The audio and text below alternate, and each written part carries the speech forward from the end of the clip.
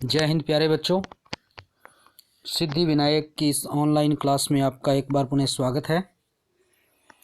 आज हम अपने पाठ्यक्रम के पद्य भाग के अंतिम अध्याय मेरा नया बचपन में पहुंच गए हैं, जिसकी रचनाकार हैं सुभद्रा कुमारी चौहान। आइए शुरू करते हैं डॉक्यूमेंट्री।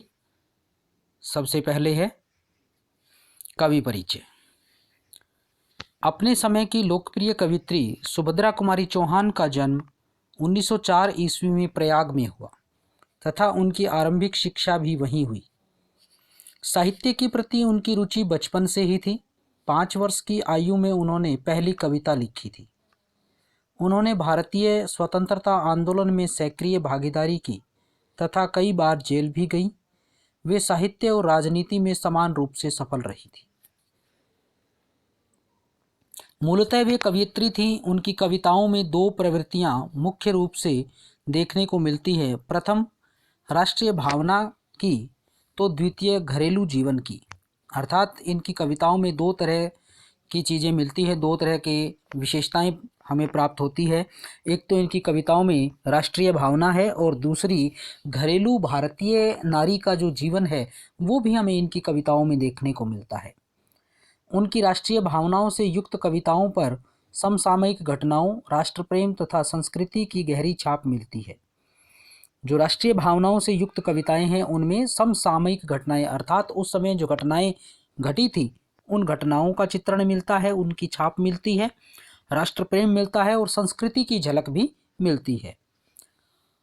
उनमें काव्य प्रतिभा नैसर्गिक थी अर्थात प्राकृतिक रूप से प्रकृति की दी हुई काव्य प्रतिभा इनके अंदर थी। इसलिए उनकी काव्य शैली की प्रमुख विशेषता यह है कि वे जटिल से जटिल विषय को सहज और सरल शब्दों में व्यक्त कर देती हैं।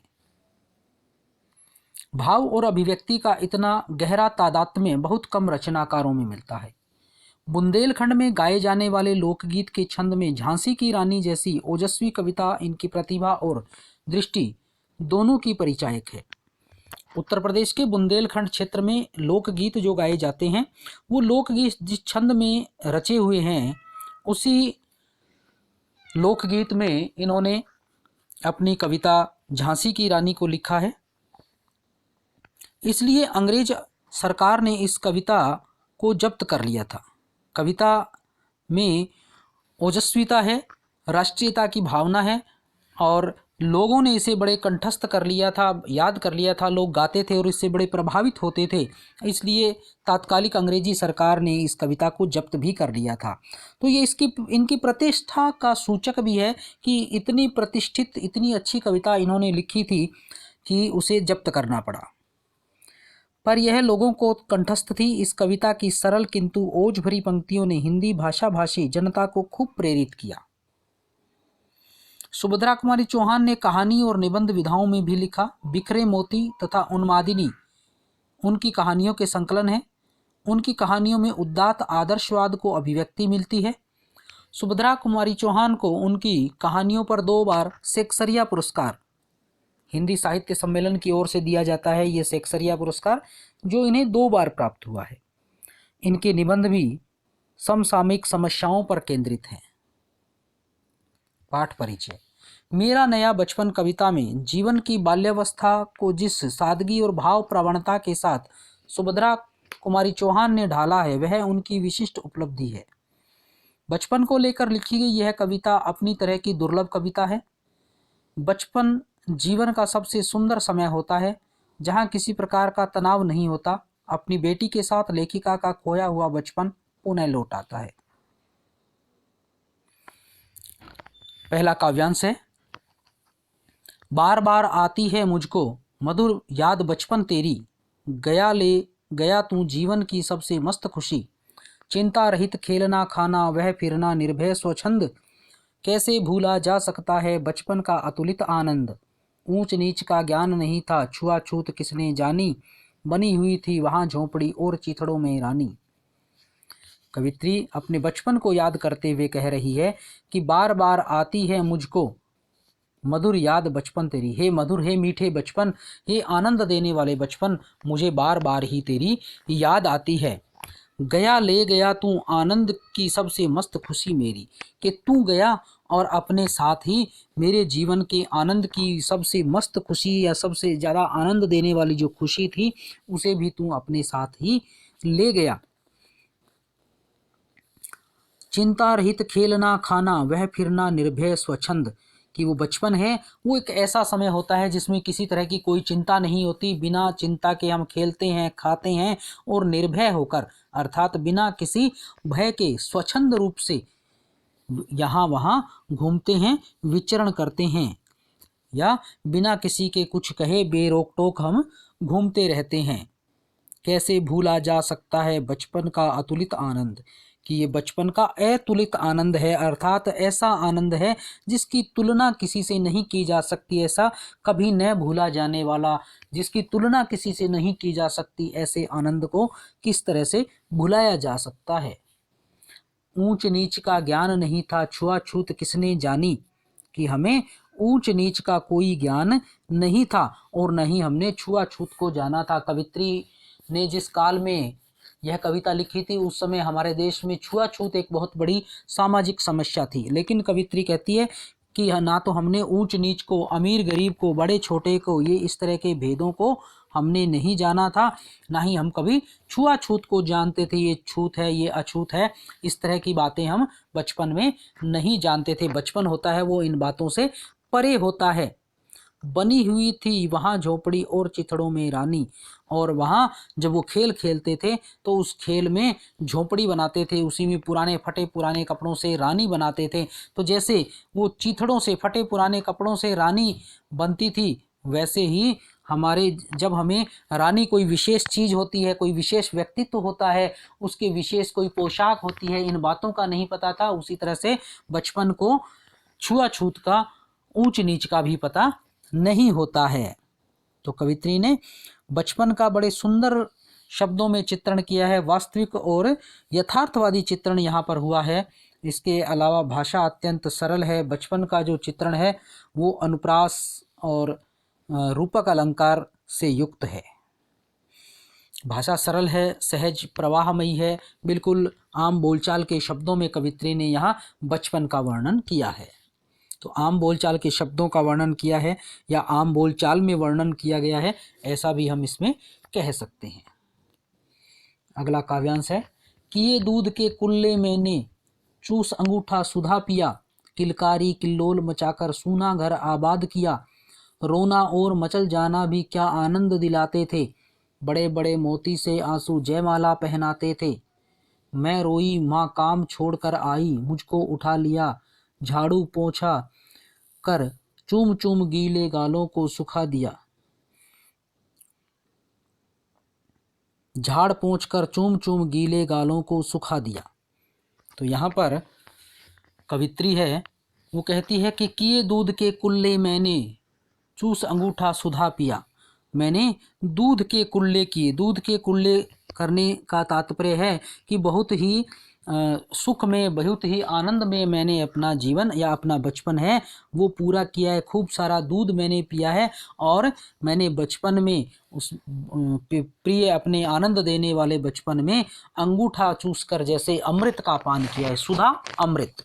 तो जैसे मैंने अंगूठा चूस करके उस अंगूठे में अमृत निकल रहा हो वैसा आनंद देने वाला उस अंगूठे को मैंने चूसा है।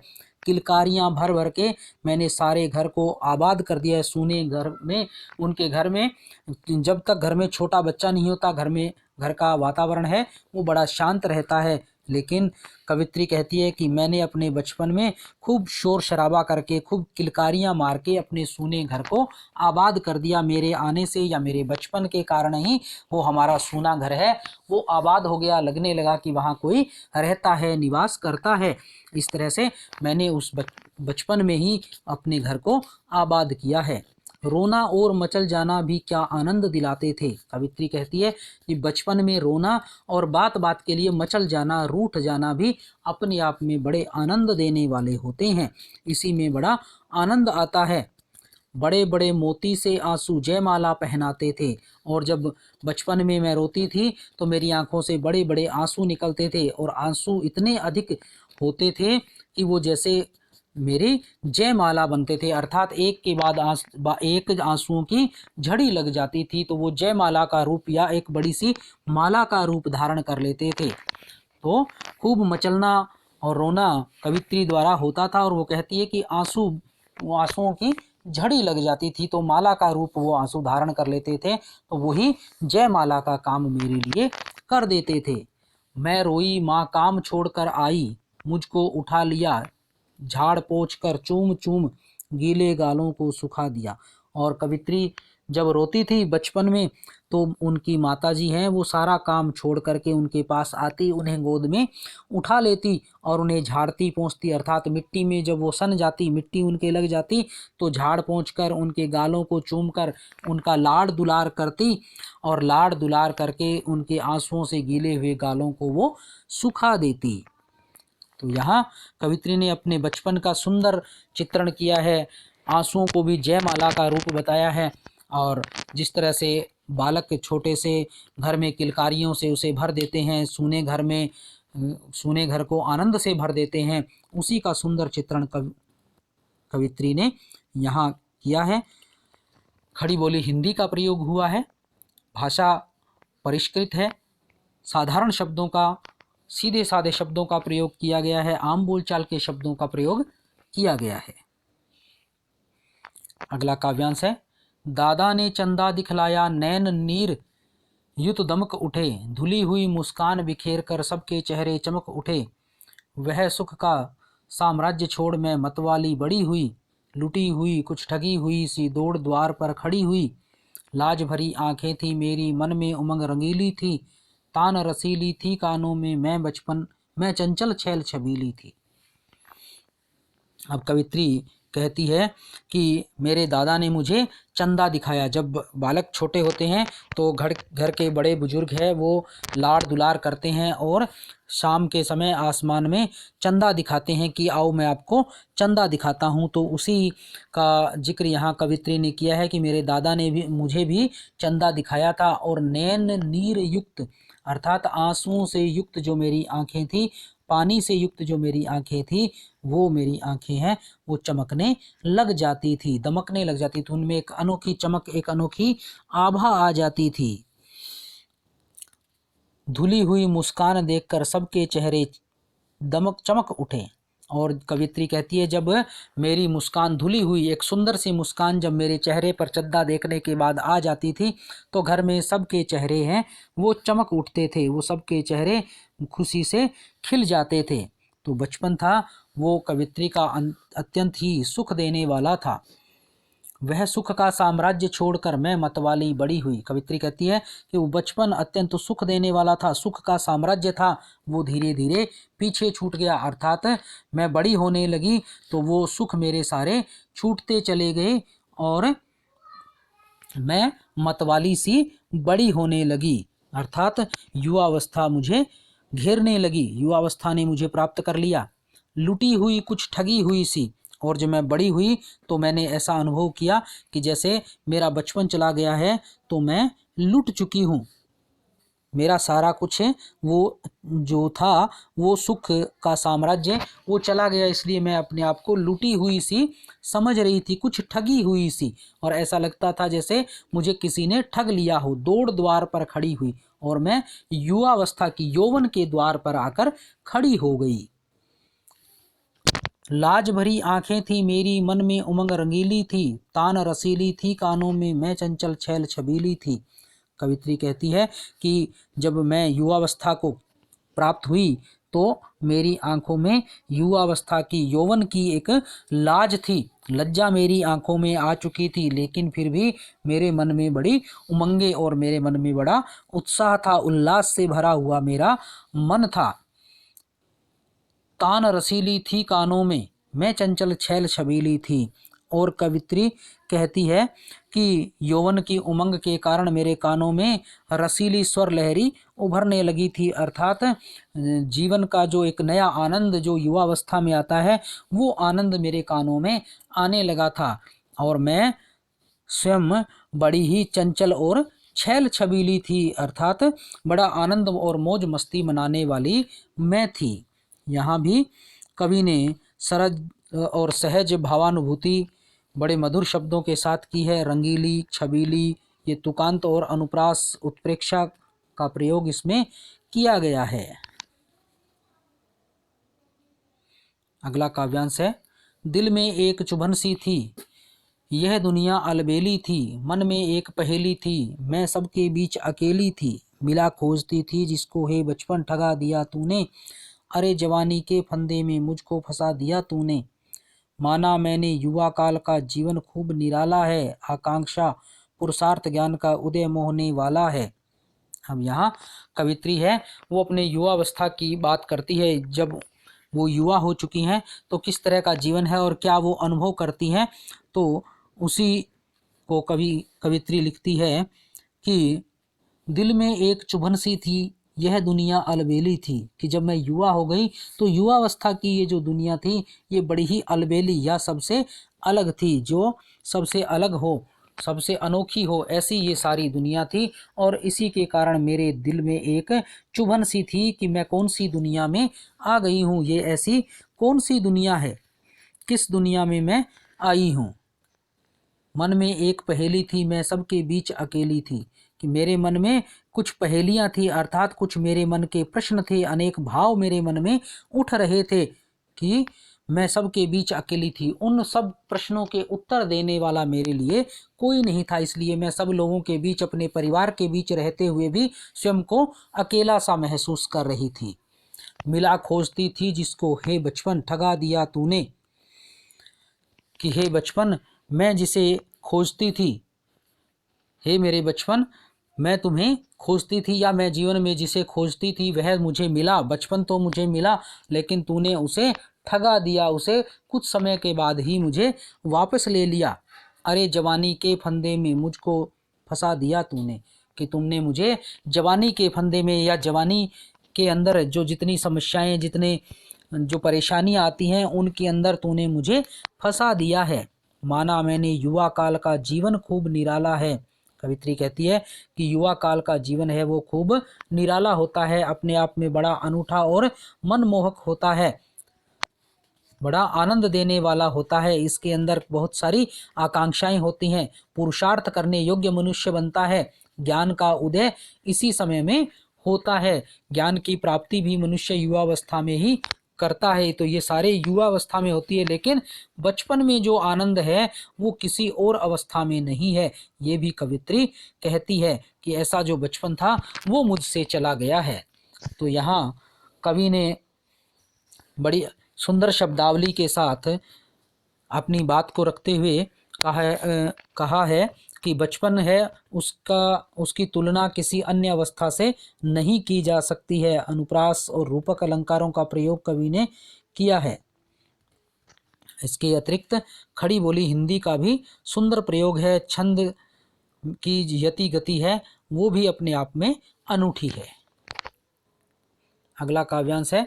किंतु यह झंझट भारी युद्ध क्षेत्र संसार बना, किंतु यह झंझट भारी युद्ध क्षेत्र संसार बना, चिंता के चक्कर में पड़कर जीवन भी है भार बना, आजा बचपन एक बार फिर दे दे अपनी निर्मल शांति, व्याकुल व्यथा मिटाने वाली यह अपनी प्राकृतिक विश्रांति, वह भोली सी मधुर सरलता, वह प्यारा जीवन निष्पाप, क्या आकर फिर मिटा सकेगा तू मेरे मन का संताप।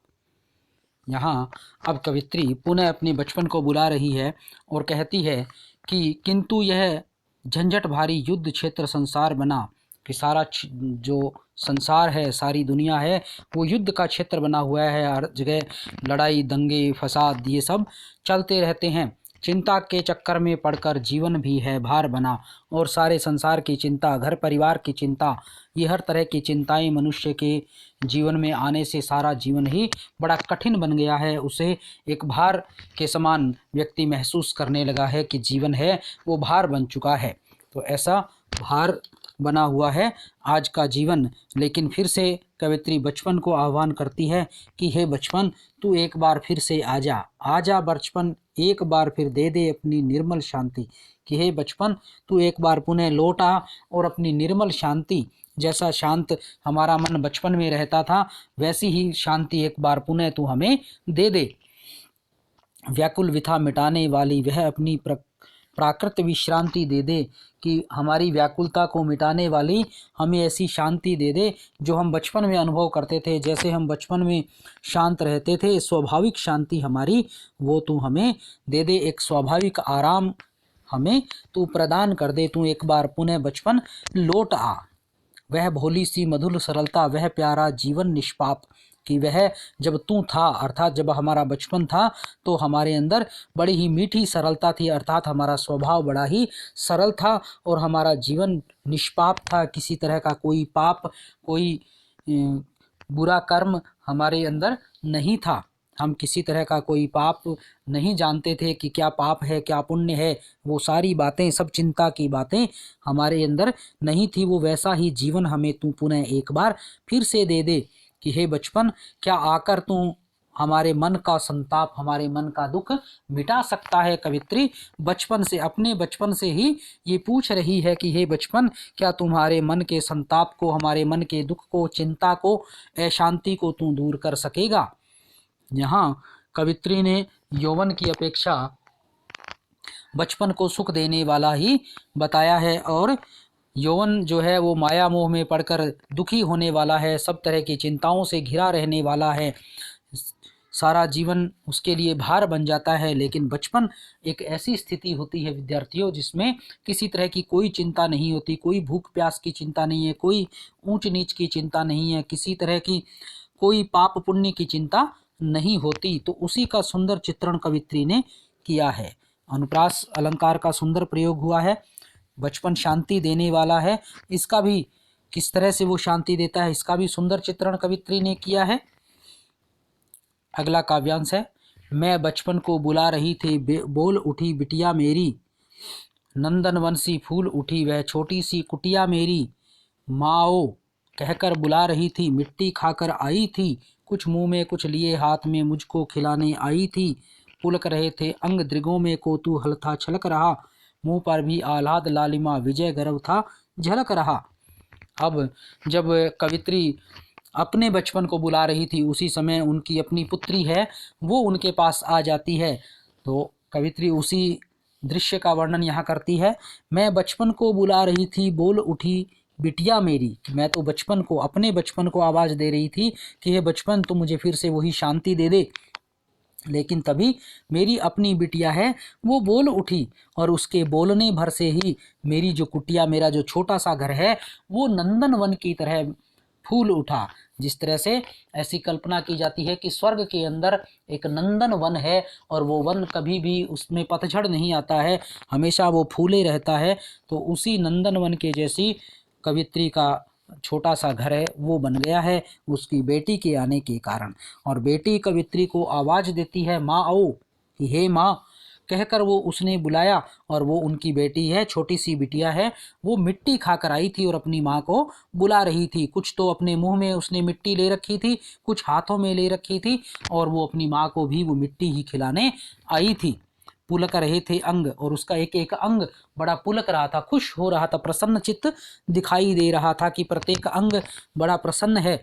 दृगों में कोतूहल था झलक रहा, दृग आंखों में, कोतूहल आश्चर्य झलक रहा था। वो बड़े आश्चर्य से अपनी माँ को देख रही थी। मुंह पर भी आह्लाद लालिमा, कि उस छोटी सी बच्ची के, बिटिया के मुंह पर भी लालिमा युक्त आह्लाद, बड़ी खुशी और प्रसन्नता मुख के ऊपर दिखाई दे रही थी। ऐसा लग रहा था जैसे उसने कोई बहुत बड़ी विजय प्राप्त कर ली हो, तो वो विजय का गर्व उसके मुखमंडल पर दिखाई दे रहा था कि वो कोई युद्ध जीतकर या कोई बहुत बड़ी विजय प्राप्त करके आई है। तो वात्सल्य रस का बड़ा सुंदर चित्रण कवि ने किया है, मृदुल भाव शैली का प्रयोग है, इसके अतिरिक्त अनुप्रास और उपमा अलंकारों का प्रयोग हुआ है, बचपन की सुंदर स्मृतियों का प्रयोग कवि ने बड़ी साधारण भाषा में, साधारण शब्दों में, साधारण तरीके से ही कर दिया है। अगला काव्यांश है। मैंने पूछा यह क्या लाई, बोल उठी वह माँ काऊ, हुआ पुलकित हृदय खुशी से, मैंने कहा तुम ही खाओ, पाया मैंने बचपन फिर से, बचपन बेटी बन आया, उसकी मंजुल मूर्ति देखकर मुझे नवजीवन आया। कवित्री कहती है कि मैंने पूछा क्या लाई, बोल उठी वह माँ काऊ। जब बेटी ने मुझे आवाज़ दी कि माँ आओ, तो मैंने उससे पूछा कि तुम क्या लाई हो, इस पर उनकी बेटी छोटी सी वो गुड़िया कहती है कि माँ खाओ, अर्थात हे माँ तुम भी खाओ, कि मैं भी मिट्टी खा कर आई हूँ और ये तुम्हारे लिए भी लाई हूँ, इसलिए तुम भी इस मिट्टी को खा लो। हुआ प्रफुल्लित हृदय खुशी से, और अपनी बेटी को यूं तुतलाती भाषा में बात करते हुए और उस अपने लिए कुछ लाते हुए देख करके कवित्री का हृदय है वो खुशी से प्रफुल्लित हो गया, खुशी से भर गया, आनंद छा गया उसमें। और कवित्री ने उसे कहा कि इसे तो तुम ही खाओ। कवित्री कहती है कि इस तरह से मैंने अपनी बेटी के रूप में ही अपना बचपन फिर से प्राप्त कर लिया है। उसकी मंजुल मूर्ति, सुंदर रूप देखकर मुझे ऐसा लगता है कि मेरा ही ये नवजीवन, दोबारा से मेरा जन्म हो गया है, मैंने नवजीवन प्राप्त कर लिया है। इस तरह से कवि ने यहाँ कवित्री ने यहाँ खड़ी बोली हिंदी के अंदर सुंदर शब्दों के अंदर बचपन का, अपनी बेटी के बचपन का और उसी बचपन के साथ अपने बचपन को जोड़ते हुए सुंदर चित्रण किया है।